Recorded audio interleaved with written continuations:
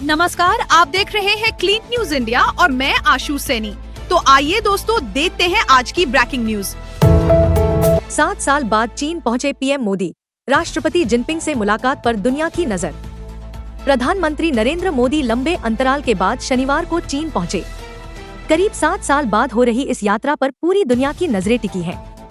अमेरिकी राष्ट्रपति Donald Trump की टैरिफ नीतियों के चलते भारत अमेरिका रिश्तों में आई खटास के बीच यह दौरा और भी अहम माना जा रहा है। पीएम मोदी 31 अगस्त और 1 सितंबर को शंघाई सहयोग संगठन (SCO) के वार्षिक शिखर सम्मेलन में शामिल होंगे और इस दौरान चीनी राष्ट्रपति शी जिनपिंग से उनकी अहम बातचीत होगी। उपराष्ट्रपति पद पर चुने जाने पर क्या करेंगे सुदर्शन रेड्डी, खुद बताया प्लान। विपक्षी गठबंधन इंडिया के उपराष्ट्रपति पद के उम्मीदवार बी सुदर्शन रेड्डी ने बड़ा बयान दिया है। उन्होंने कहा कि अगर उन्हें यह जिम्मेदारी मिलती है तो वे संविधान की रक्षा को सर्वोच्च प्राथमिकता देंगे। रेड्डी ने यह भी बताया कि अपनी उम्मीदवारी को लेकर वे लोकसभा और राज्यसभा के सांसदों को पत्र लिखेंगे और उनसे समर्थन की अपील करेंगे। जम्मू में मूसलाधार बारिश का कहर, हजारों घर प्रभावित, वाहन और सामान भी डूबे। जम्मू क्षेत्र में लगातार हो रही भारी बारिश ने तबाही मचा दी है।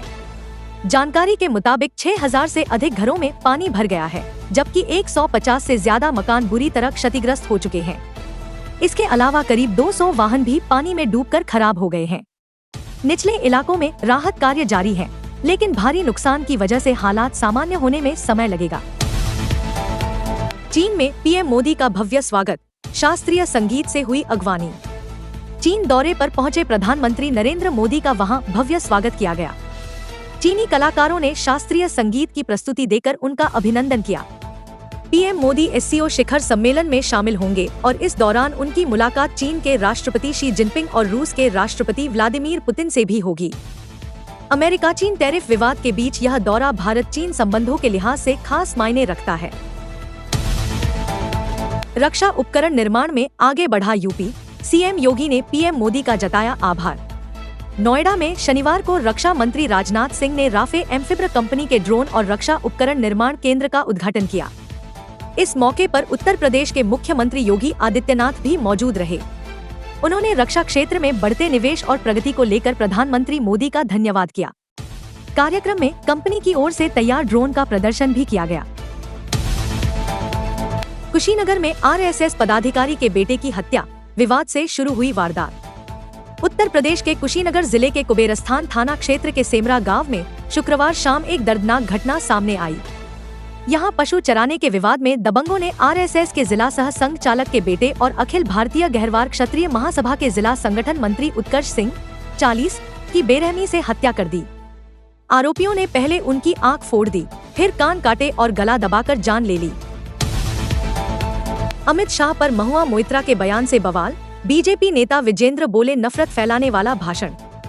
टीएमसी सांसद महुआ मोइत्रा द्वारा केंद्रीय गृह मंत्री अमित शाह को लेकर की गई टिप्पणी पर सियासी विवाद गहराता जा रहा है। कर्नाटक भाजपा प्रदेश अध्यक्ष बी विजेंद्र ने उनके बयान को बेहद आपत्तिजनक और नफरत फैलाने वाला करार दिया।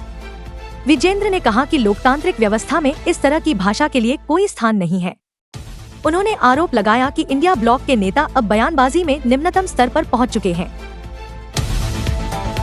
पहले 20,000 का चालान, फिर भी नहीं सुधरी युवती, बाइक पर किया खतरनाक स्टंट। सड़क पर जानलेवा स्टंटबाजी का शौक अब केवल लड़कों तक ही सीमित नहीं रहा, बल्कि कई लड़कियां भी इसमें पीछे नहीं हैं। हाल ही में एक युवती पर ट्रैफिक पुलिस ने 20,000 रुपए का चालान किया, लेकिन इसके बावजूद वह नहीं सुधरी। लड़की फिर से सड़क पर बाइक स्टंट करती दिखी। विशेषज्ञों का कहना है कि सार्वजनिक सड़कों पर इस तरह का स्टंट न सिर्फ गैर कानूनी है, बल्कि इससे खुद की जान के साथ साथ दूसरों की जिंदगी भी खतरे में पड़ती है। कई बार ऐसी हरकतें बड़े हादसों का कारण बन जाती हैं। कटड़ा हादसा, सभी 34 मृतकों की पहचान, परिजनों का रो रो कर बुरा हाल। कटड़ा हादसे में जान गंवाने वाले सभी 34 लोगों की पहचान हो गई है। गुरुवार को 15 शवों की पहचान हुई थी, जबकि शुक्रवार को 19 शवों की पुष्टि कर दी गई। अपने अपनों को खो चुके परिवार सुबह से ही जम्मू GMC पहुंचकर शव लेने के इंतजार में खड़े रहे। शव देखते ही परिजन बेसुध होकर फफक पड़े। अस्पताल परिसर में हर तरफ मातम और बेपसी का माहौल था। बिहार यात्रा में राहुल गांधी की गाड़ी पर चढ़ा शख्स, सुरक्षाकर्मी रह गए दंग। बिहार में राहुल गांधी और तेजस्वी यादव की अगुवाई में निकाली जा रही वोटर अधिकार यात्रा के दौरान एक अजीब वाकया सामने आया।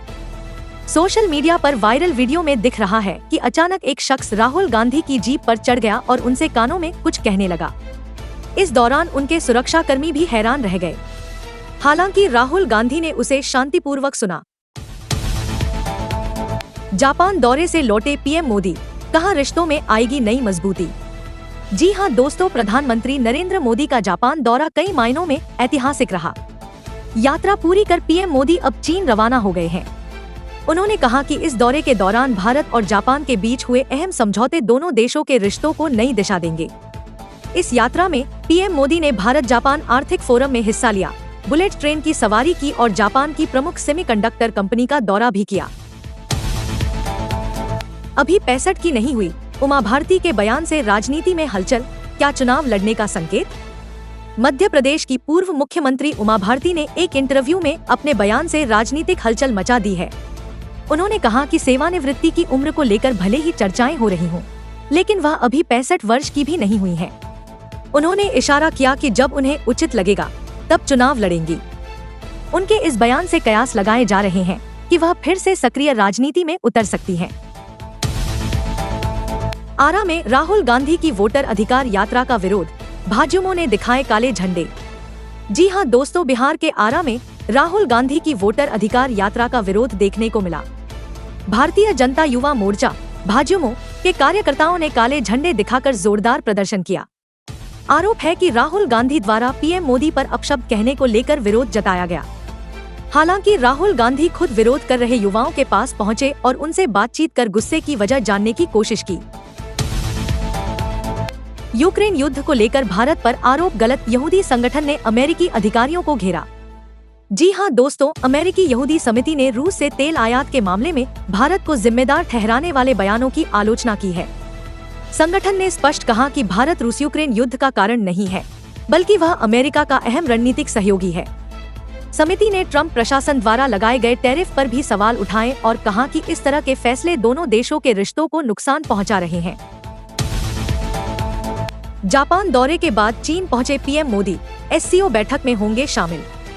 अमेरिकी टैरिफ से पैदा हुई वैश्विक अस्थिरता के बीच प्रधानमंत्री नरेंद्र मोदी ने जापान यात्रा पूरी कर चीन का रुख किया।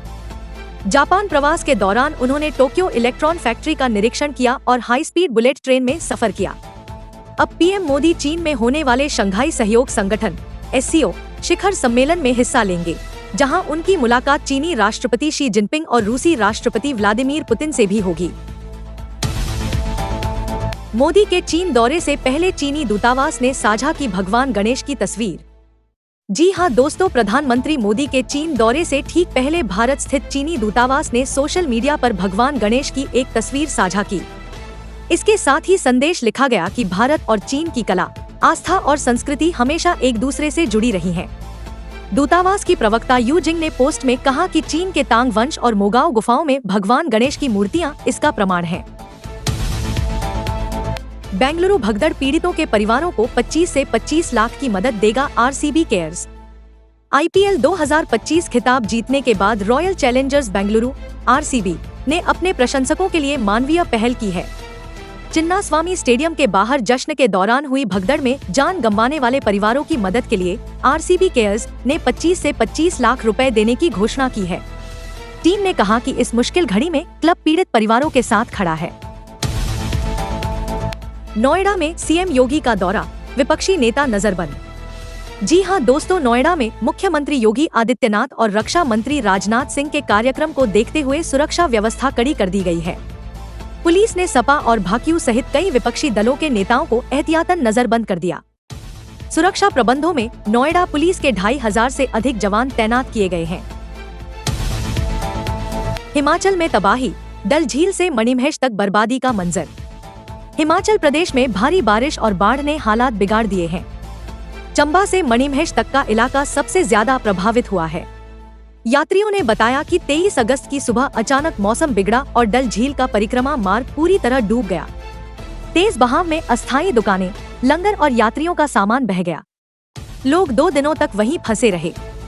स्थानीय गुर ने यह भी भविष्यवाणी की कि पवित्र स्थल पर गंदगी फैलाने की वजह से यह आपदा आई है। पीओके की वापसी से ही पूरा होगा भारत का उद्देश्य, उमा भारती। भाजपा की वरिष्ठ नेता और पूर्व केंद्रीय मंत्री उमा भारती ने पाकिस्तान अधिकृत कश्मीर पीओके को लेकर बड़ा बयान दिया है। ANI से बातचीत में उन्होंने कहा कि हर भारतीय के मन में पीओके को वापस लेने की इच्छा है और जब यह पूरा होगा तभी देश का उद्देश्य सिद्ध होगा।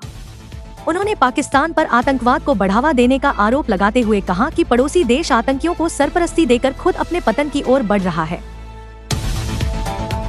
कर्नाटक, पिता ने की बेटी की हत्या, मुंह में डाला कीटनाशक। जी हां दोस्तों, कर्नाटक के कलबुर्गी से दिल दहला देने वाला मामला सामने आया है। यहाँ एक व्यक्ति ने अपनी बेटी की गला दबाकर हत्या कर दी और बाद में हत्या को आत्महत्या दिखाने के लिए उसके मुंह में कीटनाशक डाल दिया। आरोपी पिता को पुलिस ने अंतिम संस्कार के दौरान ही गिरफ्तार कर लिया। जांच में सामने आया कि युवती का संबंध दूसरे समुदाय के युवक से था, जिससे नाराज होकर पिता ने यह कदम उठाया।